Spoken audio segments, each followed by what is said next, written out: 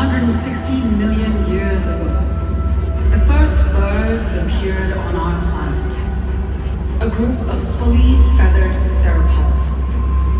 Dromaeosaurids, Microraptors, and Velociraptors. We live among the descendants of dinosaurs. The killing claw of a velociraptor. The talons of birds of prey. Top of the food chain. The ultimate predator. Eagles, hawks, owls, vultures, rulers of the skies, hunters, and masters of flight. Welcome to Predators on Wings.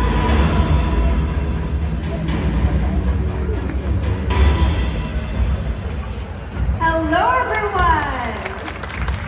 Thank you!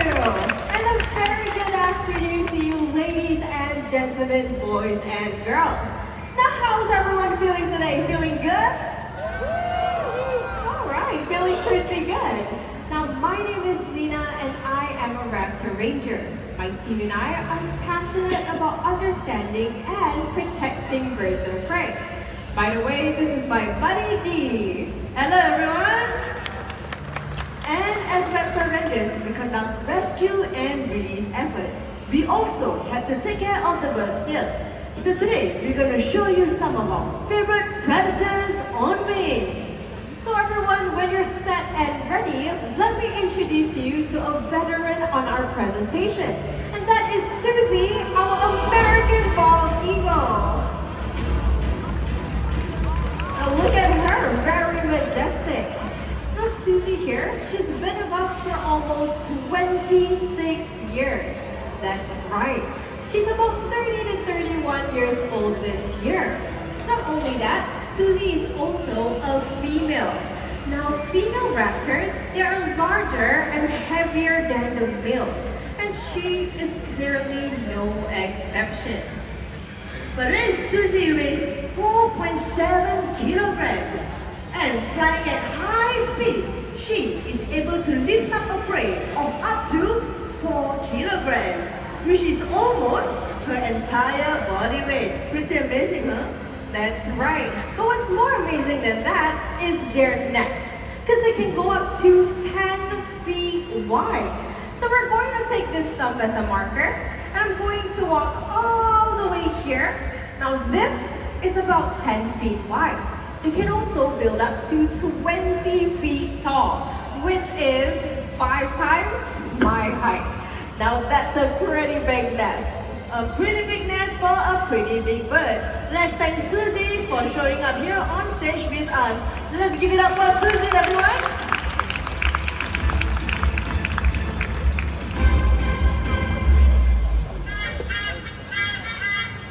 Dee, did you hear that?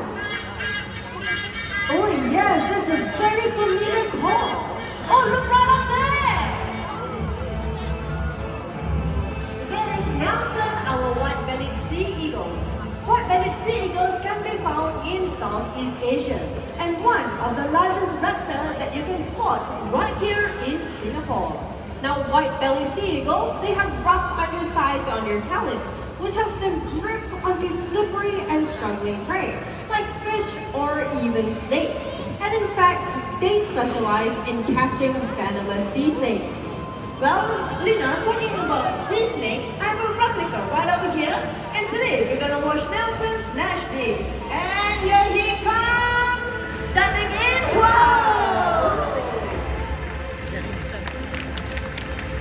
Now I know that's pretty quick, and some of you might not have caught that. But don't worry, just take a look at the screen. We have a close-up. And look at that powerful grip. Let's give Nelson a big round of applause.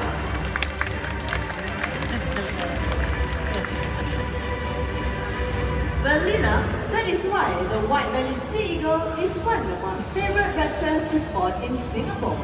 But that's not the only bird of prey you can spot in Singapore. There's also the Brahminy kite. So take a look at the screen. Now this is how a Brahminian kite will look like flying. Now they're medium-sized raptors, but don't let their size fool you, because they can steal a prey from a bird as big as Nelson, the white-bellied sea eagle. And when you're walking around our parks in Mandai, do remember to look up, because you might see some wild white-bellied sea eagles or even some Brahminian kites flying around. And this is how they look like in the sky. On the left is the white-bellied sea eagle, and on the right, the Brahminian kite. It's easy to spot the differences between these two birds. First will be their obvious size difference, followed by their coloration, and last but not least, the shape of their wings. For the white-bellied sea eagles, they have a V-shaped wing and a wedge-shaped tail. And as for the Brahminian kites, they have M-shaped wings and a U-shaped tail. They're also much more brownish in color. Ladies and gentlemen, each year, 2 million raptors migrate during the winter from their breeding grounds in Europe and Asia, traveling to as far as Africa.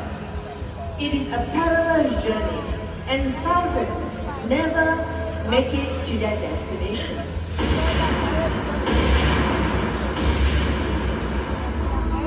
Thousands around the world are being killed for sport. So we need your help to protect and save our birds, or our skies will soon be empty. Indeed, birds of prey are vital to the health of our planet. They help to remove all sick animals and help to get rid of pests.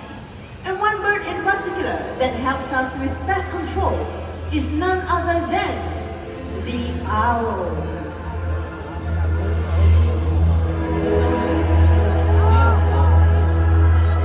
So let's welcome Maya, our Malay fish owl, another local species that you can spot in Singapore.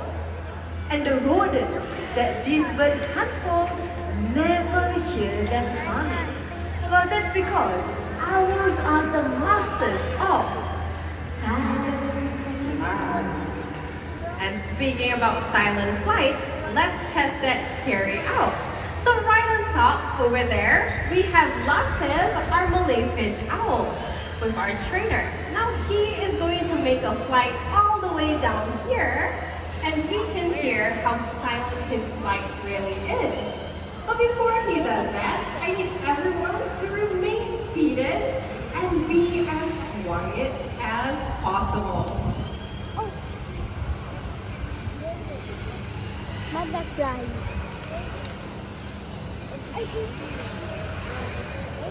Oh. Wow, that is truly silent indeed.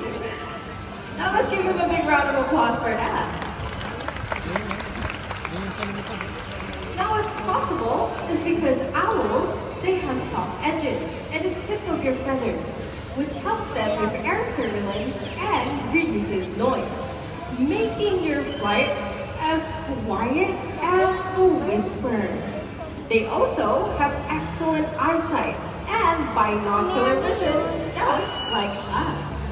Well, speaking about their eyes, did you know that the colors of their eyes tells us when they like to hunt? Owls with yellow eyes like Latif and Maya here prefers to hunt during the day.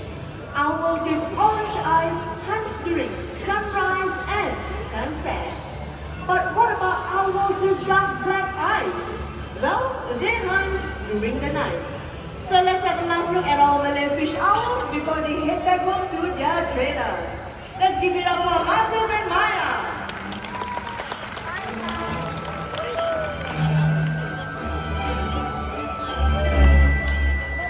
Now you have just seen some impressive flight maneuvers so far. But there is another bird of prey who prefers to take a stroll instead of flying. So Dee is setting up the stage for our next predator, who looks like a falcon with sharp beak and talons, but behaves like a vulture and will feed on carcasses. So everyone from the south in Central America, let's welcome Raul, our southern crested caracara.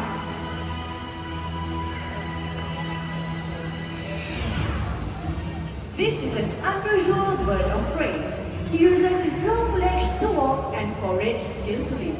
And right now, Raul is very busy looking for the treats that are hidden underneath these rocks. And in the wild, they'll be looking for bugs and insects. Alright, Raul, have you look over here? There you go, let's give you a big round of applause. But what if the insects want to fly and take off? Well, they're able to do vertical flights into the air just like this. Wow, no one's impressed. Really? Okay, let's try higher, Raul. Alright, 1, 2, 3. Alright. But I can do better than that. Yeah, you go. Okay, because I'm taller than you know? Sure, yes. Alright, Raul, right over here. Right here. Okay. So because I'm taller than you, we can go higher. Okay, Okay, count to do it. 3. Too excited. Okay, one more time. 1, 2, 3, higher! There you go. Give it a big round of applause. Alright, Raul, you've done a wonderful job. It's time for you to head back home. Beautiful. Let's give him one more round of applause for that. Now, southern crested caracaras aren't strong enough to open large carcasses like that one. They need some bird friends to do the hard work first. Friends like vultures. But vultures are widely misunderstood birds. When you see them on TV, they are portrayed as evil, circling around the skies with ominous music and a sense of impending doom. So we are here to tell you the real story. Vultures use columns of air to fly and glide, searching for carcasses, using their strong sense of sight and smell. Vultures helps to prevent the spread of contagious diseases. So with that, let's meet our very first vulture, Xena, the turkey vulture.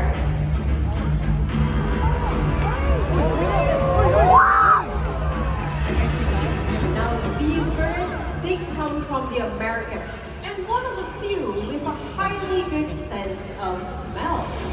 So that means when there is a carcass nearby, turkey vultures will be the first ones on the scene, followed by the bigger vultures who will rip open the top height of the dead animal. Now another fun fact about turkey vultures is that they have really acidic stomach acid, almost to 0 pH level, which is as strong as car batteries, which helps them to digest carrion pretty well. So with that, I think she's done a lovely job. Let's give him a big hand.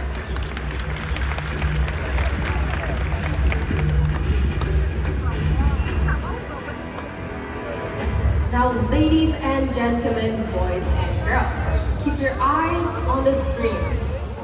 Now that looks like a scene of chaos. A bunch of greedy birds competing and shipping a large carcass down to its bones. Now to me, that looks like a disorganized feeding frenzy. But Lina, what if I were to tell you that vultures are social species and they respect their place in the pecking order? So when vultures gather, there is a feeding protocol. So let's meet our next guest at the feast, our African white-backed vulture.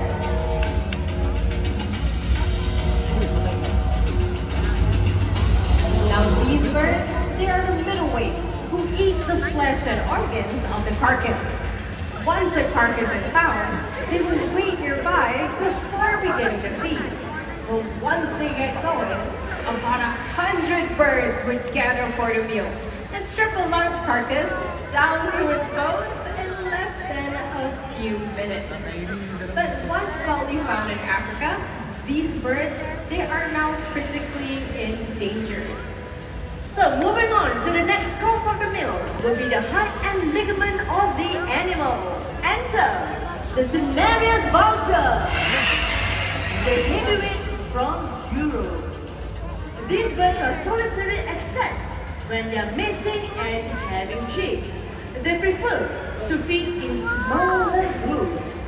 An old male right back there had strong gripping feet and powerful hook beak to rip open the tongue of the dead animal, eating chunks of flesh.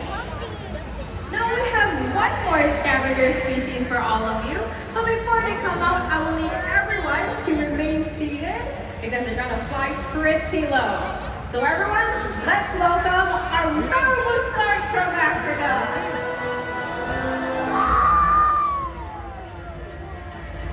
And one more way up there.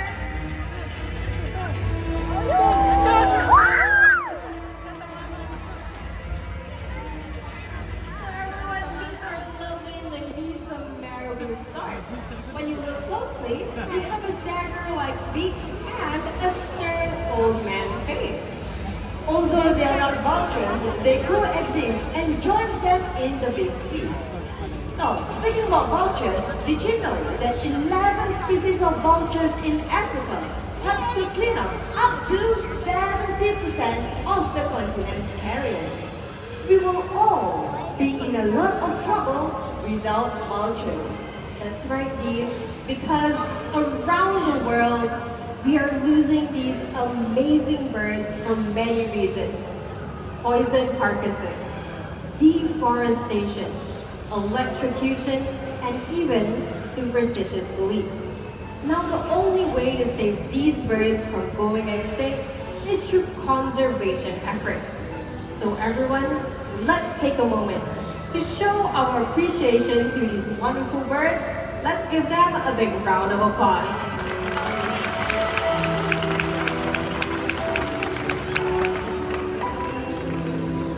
Today you have met raptors and scavengers, these kings of the skies and walkers of our earth. If you were to lose them, you will be losing a part of our family. So with that said, let us all learn to live in harmony with all predators on wing.